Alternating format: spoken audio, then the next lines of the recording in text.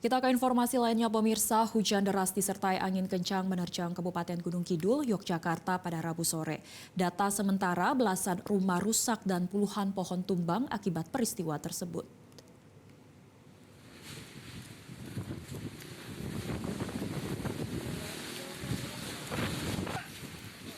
Hujan disertai angin kencang yang menerjang Jalan Kesatrian Kapanewon, Wonosari, Kabupaten Gunung Kidul ini tepatnya berada di depan RSUD Wonosari.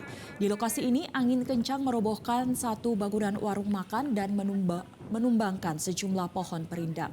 Dalam kondisi panik, warga yang berada di warung makan pun langsung berhamburan keluar ruangan untuk menyelamatkan diri.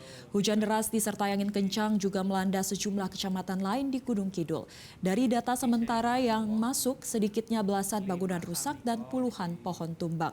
Sementara itu, satu orang warga dilaporkan dibawa ke rumah sakit Prambanan akibat terluka tertimpa atap bangunan pasar yang roboh.